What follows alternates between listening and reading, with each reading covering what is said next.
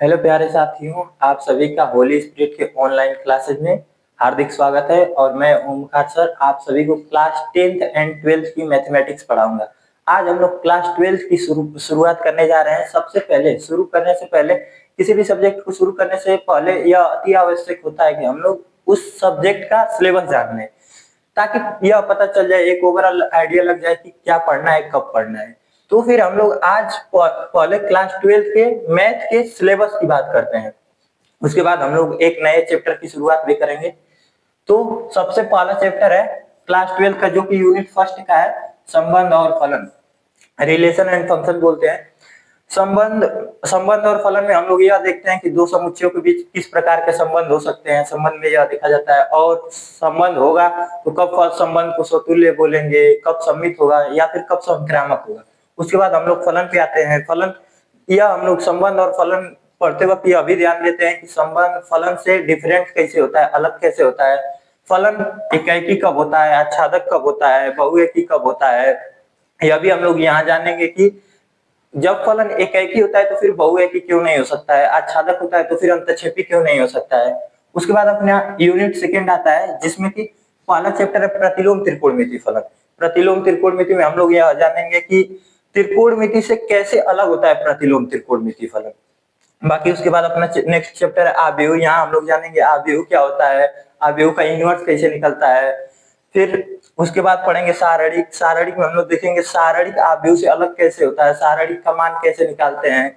और आव्यूह और सारणिक दोनों की हेल्प से हम लोग पढ़ेंगे कि तीन चर वाले रैखिक समीकरण को कैसे सॉल्व करते हैं। आपने दो चर वाले रैखिक समीकरण को सॉल्व करना पड़ चुका है क्लास 10th में। उसके लिए आपने वज्र गुणनखंड विधि, विलोपन विधि, और फिर ग्राफ विधि, प्रतिस्थापन विधि, यह सारी विधियां पढ़ चुकी हैं। हालांकि दो तीन विधियां तो कर चुकी हैं आपने, लेकिन विलोपन और प्रतिस्थापन पढ़ा होगा, लेकिन वह केवल दो चर पर सीमित था। यहाँ हम लोग तीन चर के लिए पढ़ेंगे, तीन चर वाले रैखिक समीकरण को कैसे सॉल्व करना है। उसके बाद हम लोग पढ़ेंगे कंटिन्यूटी एंड डिफरेंशियबिलिटी, सांतत्यता और अवकलनीयता। सांतत्यता क्या होती है यहाँ यह जानेंगे। जब फलन संतत नहीं होता है तो फिर उसका अवकलन भी नहीं हो सकता, यह भी जानेंगे। यह सांतत्यता और अवकलनीयता में क्या संबंध है, यह सारी चीजें हम लोग यहाँ पढ़ेंगे। अवकलनीयता पढ़ने के बाद हम लोग यह भी पढ़ेंगे कि अवकलन कैसे किया जाता है, प्रचालित फलन का कैसे अवकलन करना है, द्वितीय कोटि का कैसे अवकलन करना है।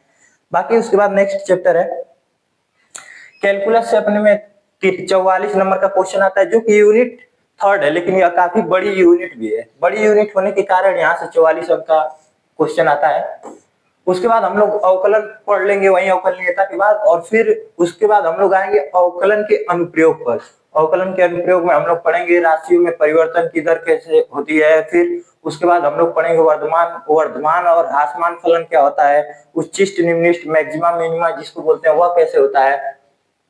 यह सारी चीजें हम लोग अवकलन के अनुप्रयोग में पढ़ेंगे। जैसे कि आपने फिजिक्स में भी मैक्सिमम मान निकालना, मिनिमम मान निकालना पढ़ा होगा। यहाँ हम लोग अवकलन की हेल्प से वही चीजें निकालना सीखेंगे सारी। उसके बाद अपना सातवां चैप्टर है समाकलन, इंटीग्रेशन। काफी इंटरेस्टिंग चैप्टर है। इस चैप्टर में हम लोग पढ़ेंगे कि सब्स्टिट्यूशन द्वारा इंटीग्रेशन कैसे करना है, पार्शियल फ्रैक्शन द्वारा इंटीग्रेशन कैसे करना है। फिर उसके बाद हम लोग आएंगे बाय पार्ट्स भी है इसमें इंटीग्रेशन करने का मेथड। उसके बाद हम लोग पढ़ेंगे समाकलन के अनुप्रयोग। समाकलन के अनुप्रयोग में हम लोग पढ़ेंगे कैसे एरिया निकालना पड़ेंगे। इसका एक अनुप्रयोग होता है एरिया निकालने का। जैसे कि आपने 10th में पढ़ा होगा, अगर मैं यह एक पेरीमीटर बनाऊं तो इसका एरिया आप निकाल सकते हैं, लंबाई इंटू चौड़ाई होता है। इसका एरिया आप निकाल सकते हैं सूत्र द्वारा। अगर मैं एक सर्कल बनाऊं तो आप सर्कल का भी निकाल सकते हैं। अगर आपको रेडियस पता हो तो पाई आर स्क्वायर सूत्र लगा के आप इसका भी एरिया निकाल सकते हैं। लेकिन अभी मैं कहूं यह एक कर्व टाइप एक शेप है जिसका निकालना है आपको एरिया, तो फिर आप फंस जाएंगे। जैसे अगर आपको इसका एरिया निकालना है तो आप हद से हद क्या कर सकते हैं कि यहाँ से यहाँ पेरीमीटर बना लिया और इसका एरिया निकाल लिया, लेकिन यह इतना एरिया आ जाएगा। इतना एरिया अभी भी नहीं आपके आंसर में आएगा। तो फिर यह एरिया कैसे निकालें, हम लोग यहाँ यही पढ़ेंगे। इंटीग्रेशन की हेल्प से ऐसे एरिया निकाले जा सकते हैं, चाहे कितने भी कर्व टाइप हो। एरर की संभावना 0.something% होती है। हालांकि यहाँ परफेक्ट आंसर नहीं आता है, लेकिन आंसर के ऑलमोस्ट बहुत करीब होता है। इसलिए इंटीग्रेशन की हेल्प से सीखेंगे। इसका तो कोई सूत्र भी नहीं होता है निकालने का। जैसे कि आपने पेरीमीटर का पढ़ा होगा, ट्राइंगल का पढ़ा होगा, सर्कल का पढ़ा होगा, लेकिन कर्व टाइप से एरिया का आपने क्षेत्रफल निकालने का कोई भी फॉर्मूला नहीं पढ़ा, इसलिए हम लोग यहाँ इंटीग्रेशन की हेल्प से उसको भी निकालेंगे। उसके बाद अपना आता है अवकल समीकरण, डिफरेंशियल इक्वेशन। अवकल समीकरण में हम लोग पढ़ेंगे अवकल समीकरण क्या होता है, अवकल समीकरण की कोटि क्या होती है, उसकी घात क्या होती है, यह सारी चीजें यहाँ है। अवकल समीकरण के बाद हम लोग पढ़ेंगे सदिश, यूनिट 4 है अपना यह सदिश, जिससे 17 नंबर के क्वेश्चन आते हैं। सदिश में हम लोग, आपने अगर 11th या 12th में पढ़ा होगा क्रॉस प्रोडक्ट, डॉट प्रोडक्ट, यह सारी चीजें यहाँ है। बाकी इससे हायर भी है क्योंकि यह मैथमेटिक्स का पूरा चैप्टर है, तो इससे ज्यादा भी होता है। यहाँ हम लोग पढ़ते हैं प्रक्षेप क्या है, बाकी ऐसी और सारी बहुत चीजें हैं। उसके बाद है 11th नंबर चैप्टर त्रिविमीय ज्यामिति। आपने 2 विमीय मतलब कि 2D जियोमेट्री पढ़ चुकी होगी, जैसे कि आपने पढ़ा था क्लास 10th में निर्देशांक ज्यामिति, तो उसमें केवल एक्स वाई तल, 2 तल होते थे।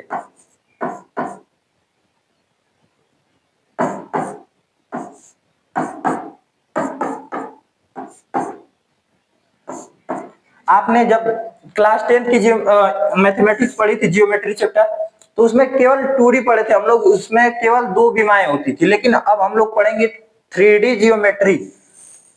हम सभी लोग, हालांकि कैमरे में 2D है, लेकिन अगर वास्तव में देखा जाए तो हम सभी लोग 3D में हैं, इसलिए हम लोग यह 3D जियोमेट्री के बारे में भी कुछ अध्ययन करेंगे। यहाँ क्या होता है कि एक तल और एक्स्ट्रा आ जाता है, जिसको हम लोग जेड एक्सिस बोलते हैं। क्लास 11th के फिजिक्स में आप लोगों ने देखा होगा कि आई कैप, जे कैप, ऐसी सारी चीजें, वो सारी चीजें यहाँ होती हैं।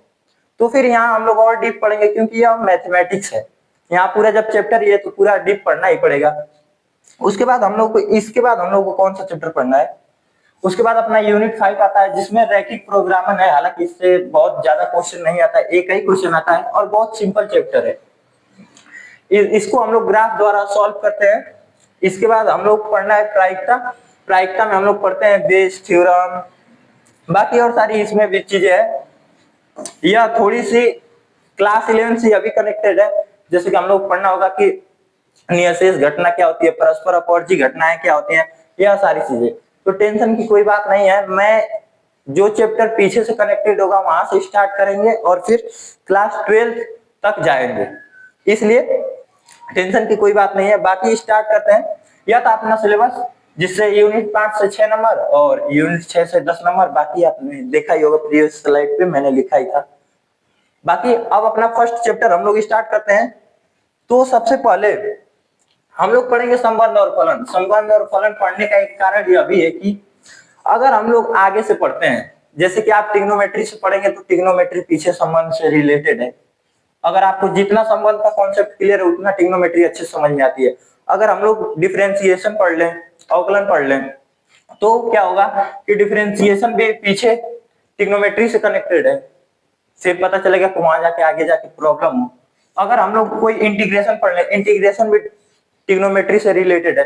तो मेन मुद्दे की बात यह है कि हम लोग ऐसा पढ़ें कि दिक्कत ना दे पीछे का टॉपिक, इसलिए हम लोग शुरू से ही स्टार्ट करते हैं। सबसे पहला चैप्टर संबंध और फलन। इसमें भी हम लोग सबसे पहले संबंध को पढ़ेंगे। संबंध, अब संबंध क्या होता है, सबसे पहले आवश्यक क्या होता है। अगर मैं पूछूं 25 इंटू 25 क्या होता है, तो अगर आपने एडिशन नहीं पढ़ा होगा तो आप मल्टीप्लीकेशन पे आएंगे अगर डायरेक्ट, तो फिर एरर होने के बहुत चांस है। अगर आपने केवल मल्टीप्लीकेशन पढ़ा है तो आप केवल इतना कर सकते हैं, इसको ऐड नहीं कर सकते अगर आपको एडिशन नहीं आता है तो इसलिए जरूरी यह होता है कि सबसे पहले शुरू से स्टार्ट किया जाए। अगर इसीलिए क्लास, अगर छोटे क्लास में देखा जाए तो सबसे पहले हम लोग को जोड़ बताया जाता है, उसके बाद गुणा बताया जाता है, ताकि इसमें जोड़ बने तो हम लोग जोड़ सकें उसे। इसीलिए सबसे पहले हम लोग संबंध से भी पहले जिससे यह इसका कॉन्सेप्ट बनता है वो है समुच्चय। तो हम लोग समुच्चय को स्टार्ट करते हैं। सबसे पहले जितने टॉपिक वहां के यहाँ काम आने वाले हैं उसको हम लोग पढ़ेंगे, इसके बाद हम लोग संबंध पे आएंगे।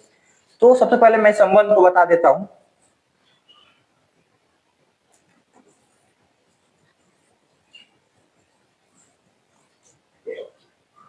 समुच्चय को पढ़ते हैं सबसे पहले, उसके बाद संबंध पर आएंगे। तो समुच्चय क्या होता है, समुच्चय की कुछ चीजें पता होनी चाहिए, जैसे कि समुच्चय क्या होता है, समुच्चय का कितने टाइप से निरूपण किया जाता है, लिखते कैसे हैं समुच्चय को, कार्तीय गुणन क्या आता है। अगर आपको इतनी भी चीजें आती हैं तो भी क्लास 12 के संबंध में कोई ज्यादा दिक्कत की बात नहीं होगी। जैसे कि समुच्चय के बारे में बात करते हैं, समुच्चय क्या है। समुच्चय, तो समुच्चय की बेसिक डिफिनेशन यह होती है, वस्तुओं या अंकों के सुपरिभाषित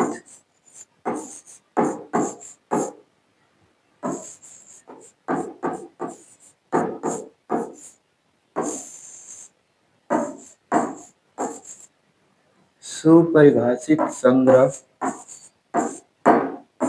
को समुच्चय कहते हैं।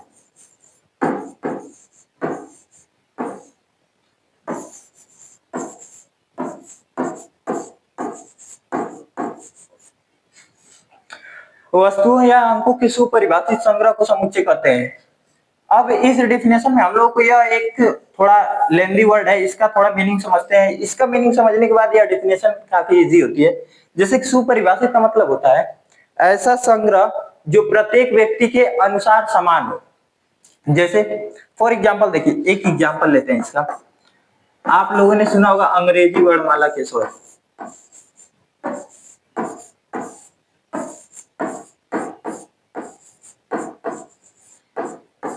वर्णमाला के स्वर, अगर इस एग्जांपल को ध्यान से देखा जाए तो अंग्रेजी वर्णमाला के स्वर क्या होते हैं। तो अंग्रेजी वर्णमाला के स्वर है ए, ई, आई, ओ एंड यू। अब ये इसका मतलब होता है ऐसा संग्रह जो प्रत्येक व्यक्ति के अनुसार समान हो। अगर इसका मतलब समझने के बाद हम लोग इसकी डेफिनेशन देखें तो वस्तुओं या अंकों का ऐसा संग्रह जो प्रत्येक व्यक्ति के अनुसार समान हो उसे समुच्चय कहते हैं। तो फिर अंग्रेजी वर्णमाला के जो स्वर है यह प्रत्येक व्यक्ति के अनुसार यही होंगे, ए, ई, आई, ओ, यू। यह प्रत्येक व्यक्ति के अनुसार ए, ई, आई, ओ, यू ही हो सकते हैं। या ऐसा नहीं है कि किसी के अनुसार ए, बी, सी, डी, ई, एफ हो जाएंगे। सबके अनुसार अंग्रेजी वर्णमाला के स्वर तो सेम ही है। यानी यह जो संग्रह है यह सबके अनुसार समान है। जब सबके अनुसार समान है तो इसे फिर हम लोग समुच्चय बोल सकते हैं। अगर नेक्स्ट एग्जांपल की बात करें,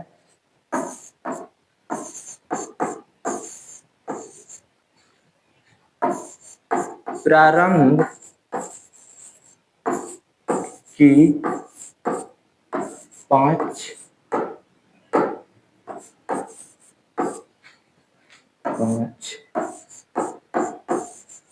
प्राकृतिक संख्याओं का संग्रह।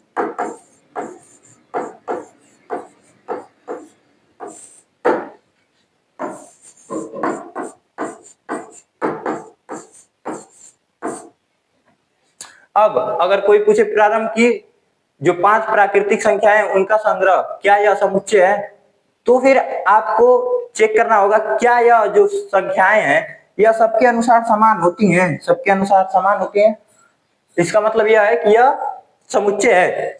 जैसे कि प्रारंभ की 5 प्राकृतिक संख्याओं की बात किया तो प्राकृतिक संख्या सबको पता है कि 1, 2, 3, 4, 5 dot dot dot up to infinity, यह होती है प्राकृतिक संख्याएं।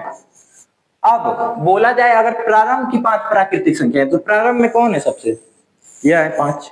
अब जिसको पता होगा सब हर एक व्यक्ति के अनुसार प्रारंभ की 5 प्राकृतिक संख्याएं यही होंगी, 1, 2, 3, 4, 5, है कि नहीं। तो फिर अगर यह सबके अनुसार समान है तो फिर इसे भी समुच्चय बोला जा सकता है। एक आधा और एग्जांपल की बात करते हैं जो कि समुच्चय ना हो। जैसे कि अगर मैं पूछूं कि 5 सबसे अच्छे अभिनेता कौन से हैं, 5 सबसे अच्छे अभिनेता, तो फिर यह सब अपनी चॉइस पे डिपेंड करता है। हो सकता है आपको रणवीर सिंह, विकी कौशल या कोई लेजेंडरी एक्टर ऐसे जो फिलहाल में रणवीर सिंह धुरंधर की वजह से, अगर हम लोगों की बात की जाए या फिर किसी अदर की जैसे ओल्ड कोई अगर पर्सन हो तो उससे अगर पूछा जाए तो हो सकता है उसकी चॉइस अमिताभ बच्चन, नाना पाटेकर, मिथुन चक्रवर्ती ऐसे लोग हों। यहाँ पर क्या हो रहा है कि प्रत्येक व्यक्ति की चॉइस मिल नहीं सकती कभी। कि कोई ना कोई एक आध अलग जरूर ही बता देगा, इसलिए ऐसे को हम लोग समुच्चय नहीं बोल सकते हैं। जैसे पूछा 5 सबसे अच्छे अभिनेता, सबकी चॉइस अलग, समुच्चय नहीं है। अगर पूछा आने वाले फ्यूचर में आने वाले जो प्रधानमंत्री वह कौन होंगे, तो किसी को मोदी ही पसंद होंगे तो वह बोलेंगे मोदी ही आएंगे दोबारा, किसी को राहुल गांधी पसंद है तो वह बोलेंगे फिर राहुल गांधी आएंगे। यहाँ पर भी सबकी चॉइस अलग अलग है, इसलिए इसको भी हम लोग समुच्चय नहीं बोल सकते हैं कि फ्यूचर के जो प्रेसिडेंट है अपने या फिर प्राइम मिनिस्टर है वह कौन होंगे, ऐसे चीजों को भी नहीं बोल सकते हैं, समुच्चय है। और अगर मान लीजिए मैं पूछूं कि पास्ट के जो प्रेसिडेंट या फिर प्राइम मिनिस्टर कौन थे, तो पास्ट के प्राइम मिनिस्टर थे अपने मोदी जी पिछले, तो इसको भी हम लोग बोल सकते हैं समुच्चय, क्योंकि यह प्रत्येक व्यक्ति के लिए थे इंडिया के, है कि नहीं, तो इसको भी हम लोग समुच्चय बोल सकते हैं। बाकी समुच्चय के बाद हम लोग बात करते हैं समुच्चय को लिखने का तरीका क्या होता है। तो समुच्चय को लिखा जाता है, पहली बात मझले कोष्टक के अंदर, कभी भी यह स्मॉल ब्रैकेट या यह क्लोज ब्रैकेट, इसको बोलते हैं क्लोज ब्रैकेट, इसको बोलते हैं ओपन ब्रैकेट, इनका यूज नहीं करना चाहिए। हम लोगों को हमेशा इस मझले कोष्टक का यूज करना है समुच्चय को लिखने के लिए। मैं सारे नियम ऐसा करता हूं, लिख देता हूं।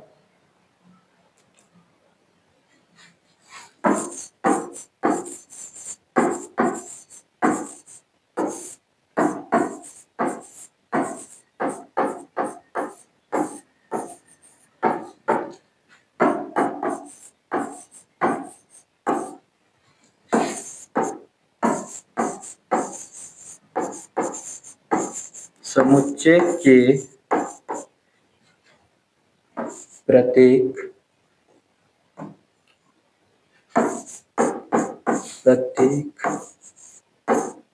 अवयव को मझले कोष्टक के अंदर लिखते हैं। यह नियम नंबर फर्स्ट है। दूसरा, समुच्चय के किसी भी अवयव को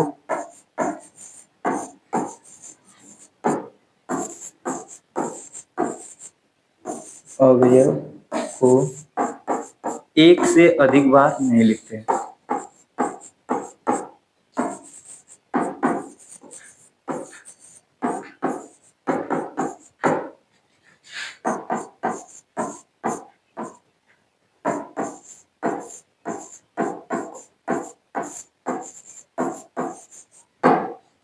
समुच्चय के किसी अवयव को एक से अधिक बार नहीं लिखते हैं, समुच्चय को जो है मझले कोष्टक के अंदर लिखते हैं। मतलब अगर मैं बोला था कि अंग्रेजी वर्णमाला के स्वर कौन है, तो यह सबके अनुसार सेम था, यानी यह समुच्चय था। तो इसको कैसे लिखना है, ए ई आई ओ यू, यह थे सारे अवयव, इसको मझले कोष्टक के अंदर लिखना है। पहला नियम जो कि मैंने लिखा, किसी भी अवयव को दोबारा नहीं लिखना है, यानी एक से अधिक बार नहीं लिखना है। जैसे कि ए एक बार आ चुका है तो ऐसा नहीं करना है कि ए को दोबारा लिखे, ऐसा नहीं करना है। किसी भी अवयव को एक ही बार लिखना है, इस कंडीशन में यह फिर गलत हो जाएगा। बाकी थर्ड रूल, समुच्चय में अवयवों का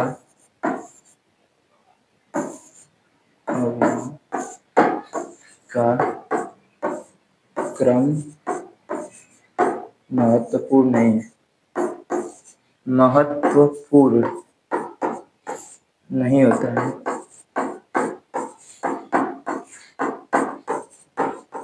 इसका क्या मतलब है, समुच्चय में अवयवों का क्रम महत्वपूर्ण नहीं होता है। जैसे कि एक समुच्चय मान लीजिए 1 2 3, या कोई एक समुच्चय है, इसमें क्रम महत्वपूर्ण ना होने का मतलब यह है कि हम लोग इसको चाहे तो ऐसे भी लिख सकते हैं। हम लोग चाहे तो इसको ऐसे भी लिख सकते हैं कि मैंने 2 को पहले लिख दिया, 3 को फिर लिख दिया, फिर 1 को लिख दिया। इससे समुच्चय पे कोई फर्क नहीं पड़ता है, या समुच्चय बराबर ही होगा। अवयव आगे पीछे करने से समुच्चय कभी भी नहीं बदलते हैं। अच्छा, अवयव क्या होता है, जैसे अंग्रेजी वर्णमाला के स्वर, जो समुच्चय जिसमें अगर वस्तुएं आ रही हैं तो जो वस्तुएं आ रही हैं उनको अवयव बोलेंगे, जो अंक आ रहे हैं उनको अवयव बोलेंगे।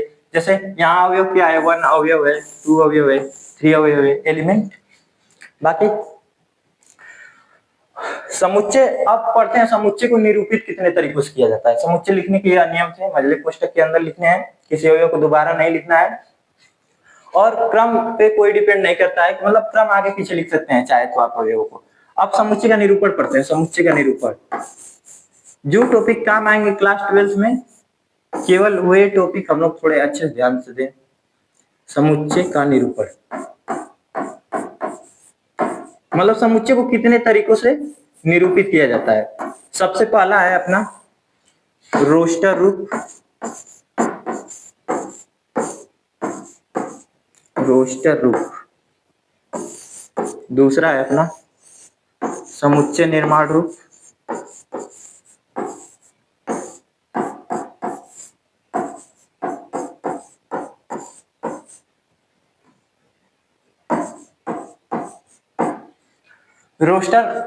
रोस्टर रूप में क्या करना होता है, जो भी एलिमेंट आए, जो भी अवयव है, बस उनको साफ से मतलब कि स्पष्ट रूप से लिख देना होता है। जैसे कि एग्जांपल लिए हैं कि प्रारंभ की 10 प्राकृतिक संख्याओं का संग्रह, तो यह प्रारंभ की 10 प्राकृतिक संख्याओं का संग्रह प्रत्येक व्यक्ति के अनुसार समान है, इसलिए यह समुच्चय तो है।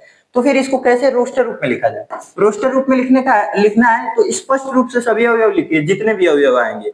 यानी 1 आएगा अगर प्रारंभ की 10 प्राकृतिक संख्याओं की बात की जाए तो, 2 फिर आएगा, फिर 3 आएगा, 4 आएगा, 5 आएगा, 6 आएगा, 7, 8, 9, 10। सारे अवयव स्पष्ट रूप से लिखने होते हैं रोस्टर रूप में। लेकिन यह तो काफी इजी है, मान लीजिए आपको बस पता होना चाहिए कि कौन कौन से अवयव आने वाले हैं, उन सभी को स्पष्ट रूप से बस इसमें लिख देना है। बात करते हैं समुच्चय निर्माण रूप से, इस रूप की। इसमें क्या करना होता है कि कभी भी एलिमेंट नहीं लिखना होता है। समुच्चय निर्माण रूप में हम लोग यह नहीं लिखते हैं कि यहाँ 1 आएगा, 2 आएगा, 3 आएगा, ऐसे नहीं। इसमें हम लोग लिखते हैं अवयवों के पैटर्न को, किस पैटर्न को फॉलो कर रहा है। जैसे आपको अभी दिख रहा होगा कि यह 1 2 3 4 5 6 7 10, यानी यह प्रारंभ की 10 प्राकृतिक संख्याएं, मतलब प्राकृतिक संख्याएं तो दिख रही है लेकिन 10 के बाद की नहीं है। यही सब पैटर्न देखना है और यहाँ लिखना है। अब देखिए कैसे लिखना है। सबसे पहले अवयव ना लिखकर हम लोग लिखते हैं एक चर राशि, कोई भी आप लिख सकते हैं। यहाँ x लिखिए, y लिखिए, z लिखिए, जो आपका मन करे तो लिखिए। चर राशि का मान कुछ भी हो सकता है, क्योंकि मान तो बदलना नहीं है। अगर 2 होता तो 2 को नहीं परेशान कर सकते हैं, उसकी जगह 3 नहीं लिख सकते, क्योंकि 2 और 3 कभी भी बराबर नहीं है। लेकिन एबीसीडी में क्या होता है, वेरिएबल का मान चेंज होते रहता है, इसलिए यहाँ यह भी लिख सकते हैं। अब सुनिए, x लिखना है। x क्या करता है, यह नहीं कि x का मान 1 है, यह सभी अवयवों को दर्शाता है। मतलब x का मान 1 भी है, 2 भी है, 3 भी है, 4 भी है, यानी यहाँ तक के सारे मान है x के, यह जो दर्शा रहा है। इसको हम लोग पढ़ना है कि सभी अवयव, मतलब x सभी अवयव को दर्शा रहा है। तो मैं यहाँ लिख देता हूँ x जो है सभी अवयव को दर्शा रहा है, यानी इसको लिख दो सभी अवयव। उसके बाद लिखना है सच दैट। सच दैट का मतलब होता है, सच दैट का मतलब होता है इस प्रकार है कि, इस प्रकार है कि। x सभी अवयव को दर्शा रहा है, यानी सभी अवयव इस प्रकार है कि। सच दैट मतलब इस प्रकार है कि। अच्छा, सच दैट के सिंबल को ऐसे भी बनाते हैं इसी तरीके से, यानी मैं यहाँ ऐसे भी लिख सकता था कि x सच दैट। इसका भी मतलब वही है, इसका भी मतलब वही है, दोनों एक ही बातें हैं, लिखने के बस तरीके अलग हैं। तो यहाँ लिखिए x सच दैट मतलब सभी अवयव इस प्रकार है कि। अब आप देखिए सभी अवयव किस प्रकार दिख रहे हैं, सारी की सारी प्राकृतिक संख्याएं दिख रही है, यानी x एक प्राकृतिक संख्या है, मतलब यह सभी अवयव एक प्राकृतिक संख्या है। इसका मतलब यही होगा, क्योंकि x सभी अवयवों को दर्शा रहा है, यानी सभी अवयव एक प्राकृतिक संख्या है। अब ध्यान दें, संख्या है। अब ध्यान दें, अगर मैं ऐसा लिख के इसको छोड़ दूं कि x सभी मतलब जो सभी अवयव है, सभी अवयव एक प्राकृतिक संख्या है, इसका मतलब तो यही हुआ x सभी अवयव को दर्शा रहा है, यानी सभी अवयव एक प्राकृतिक संख्या है, जो कि दिख भी रहा है। सारी प्राकृतिक संख्याएं तो है, लेकिन क्या 10 के बाद प्राकृतिक संख्या नहीं आती है? 11 भी तो प्राकृतिक संख्या है। अगर मैं इतना लिख के छोड़ दूं तो किसी को कैसे पता चलेगा कि यह प्राकृतिक संख्याएं है, लेनी है लेकिन 10 से छोटी लेनी है या फिर 10 ही लेनी है, 10 से बड़ी नहीं लेनी है। यह भी आपको इसमें मेंशन करना होगा कि जो प्राकृतिक संख्याएं हैं यानी सभी प्राकृतिक संख्याएं यानी x जो है 10 से छोटा होगा या फिर बराबर होगा, 10 से बड़ा नहीं हो सकता है, 10 से छोटा भी है, 10 से छोटे ये सारे मान है, तो यानी यहाँ लेस देन का सिंबल लगाया, और फिर 10 के बराबर भी है यानी इक्वल भी है, तो यहाँ इक्वल का भी सिंबल लगाया, यानी x लेस देन और इक्वल 10, यानी यह जो प्राकृतिक संख्या है हम लोगों को लेनी है या 10 से छोटी लेनी है या फिर 10 के बराबर लेनी है, इससे बड़ी नहीं लेनी है, यानी 11 नहीं ले सकते। अगर आपने ऐसा लिख दिया तो किसी को स्पष्ट रूप से दिख जाएगा कि सभी अवयव इस प्रकार है कि सभी अवयव एक प्राकृतिक संख्या है और सभी अवयव जो है 10 से छोटे या फिर 10 के बराबर है, इसका मतलब यह। नेक्स्ट एग्जाम्पल की बात करते हैं थोड़ा इसमें। मान लीजिए एलिमेंट ऐसे हैं, यह रोस्टर रूप है 2 4 6 8 10 डॉट डॉट डॉट ऐसे एलिमेंट आते जा रहे हैं। अब अगर मुझे इससे रोस्टर रूप में लिखना है तो सबसे पहले मैं लिखूंगा एक्स सच दैट, यानी सभी अवयव इस प्रकार है कि सभी अवयव इस प्रकार है कि, अब सभी अवयव किस प्रकार दिख रहे हैं, यह सारी क्या आपको सम संख्याएं दिख रही हैं 2 4 6 8, लेकिन क्या यह केवल सम संख्याएं हैं? मैं पूछूं -4 तक क्या होता है?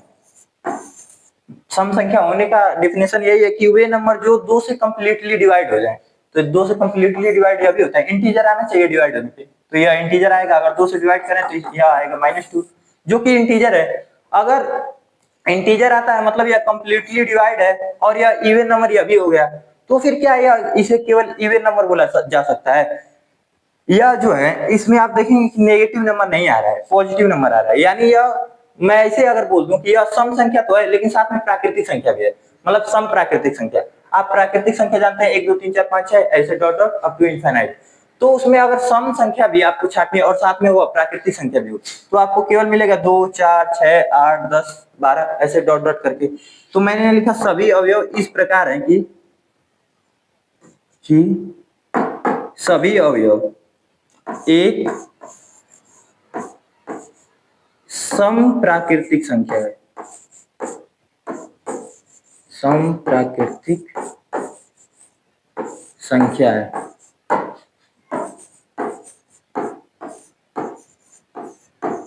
संख्या है। अब मैंने यहाँ यह क्यों नहीं लगा कि x किससे छोटा है या बड़ा है, क्योंकि यहाँ एलिमेंट जो है यहाँ रुक नहीं रहे हैं, ऐसे बड़े से बड़े ऐसे सभी एलिमेंट आते जा रहे हैं, तो फिर इस यहाँ यह नहीं लगाना है कि x जो है 10 से छोटा, जैसे कि मैंने पिछले एग्जांपल में लगाया था। यहाँ पर क्या था, शायद इरेज कर दिया वो एग्जांपल, यहाँ पर मैंने लगाया था, इसको जब चेंज किया था तो मैंने यहाँ लगाया था कि x जो है लास्ट में मैंने लिखा था x जो है लेस देन और इक्वल है 10 के, यह इसलिए लिखा गया था ताकि क्योंकि यहाँ हम लोग को साफ साफ दिख रहा है स्पष्ट रूप से कि एलिमेंट रुक गए हैं और x का मान 10 से छोटा या बराबर है, लेकिन यहाँ पर एलिमेंट ऐसे आते जा रहे हैं डॉट डॉट का मतलब। फिर इसके बाद यह था समुच्चय निर्माण रूप, एक आध और एग्जांपल इसके कर लेते हैं।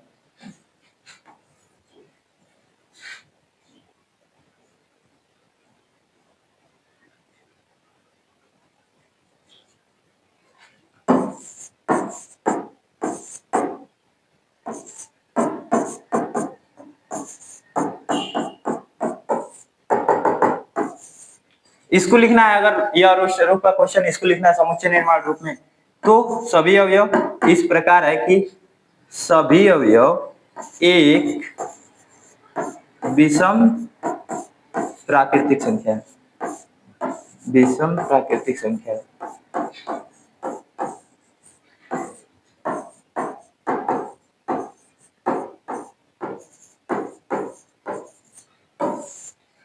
यह रहा समुच्चय निर्माण रूप में कैसे चेंज करना है, रोस्टर रूप में कैसे चेंज करना है। बाकी एक और टॉपिक है जिसका हम लोग कार्तीय गुणन यह सीख लेते हैं, बाकी उसके बाद हम लोग संबंध को स्टार्ट कर सकते हैं। इतने टॉपिक यहाँ के काम आने वाले थे उतने सारे कवर कर लिए हैं, बस एक कार्तीय गुणन समझ लेते हैं। कार्तीय गुणन क्या है, कैसे निकालना है कार्तीय गुणन, यूनियन इंटरसेक्शन, अगर जरूरत पड़ेगी तो उसे भी बता देंगे। कार्तीय गुणन कार्टेशियन प्रोडक्ट इसको बोलते हैं। अगर आपको दो समुच्चय दिए हैं, एक समुच्चय ए मान लीजिए जो 1 2 3 और एक समुच्चय मान लीजिए बी दिया है जिसमें मान लीजिए एलिमेंट ए ई आई केवल यह 3 एलिमेंट है यहाँ पे। तो कार्तीय गुणन कैसे निकालना है बस यह समझ लेते हैं। कार्तीय गुणन निकालने के लिए आपको समुच्चय ए के प्रत्येक अवयव को इसके प्रत्येक अवयव से कनेक्ट करना है, यानी कि इसका पहला अवयव लिए तो इसके पहले वाले से कनेक्ट करना, फिर दूसरे वाले से, फिर तीसरे वाले से, क्रमित युग्म के फॉर्म में लिखना है। क्रमित युग्म आप लोगों ने 11th में पढ़ा होगा, क्रमित युग्म क्या होता है निर्देशांक ज्यामिति चैप्टर में। जैसे कि कैसे लिखना है सुनिए, अगर मान लीजिए यह a बराबर एक समुच्चय 1 2 3 और b बराबर है, तो फिर कार्तीय गुणन कैसे निकालें। कार्तीय गुणन को दर्शाते हैं a क्रॉस b से, ध्यान रहे। तो फिर a क्रॉस b निकालने के लिए आपको सबसे पहले 1 को लिखना होगा इसके पहले एलिमेंट यानी a के साथ, फिर 1 को लिखना होगा इसके दूसरे एलिमेंट b के साथ, फिर 1 को लिखना है इसके तीसरे एलिमेंट c के साथ, मतलब सबके साथ लिखते जाना है। फिर 2 को लिखना है इसके पहले से स्टार्ट करिए एंड तक जाइए और इसके सभी के साथ लिखिए। a 2 को लिखिए 1 के साथ, फिर 2 को लिखिए b के साथ और फिर 2 को लिखिए c के साथ। यह हो गया अपना कार्तीय गुणन। अब कार्तीय गुणन पढ़ने के बाद हम लोग इसके बाद डायरेक्ट डेफिनेशन आती है संबंध क्या होता है बाकी। अच्छा एक मिनट ध्यान नहीं दिया, 3 के साथ नहीं किया। 3 को लिखिए a के साथ, फिर 3 को लिखिए b के साथ,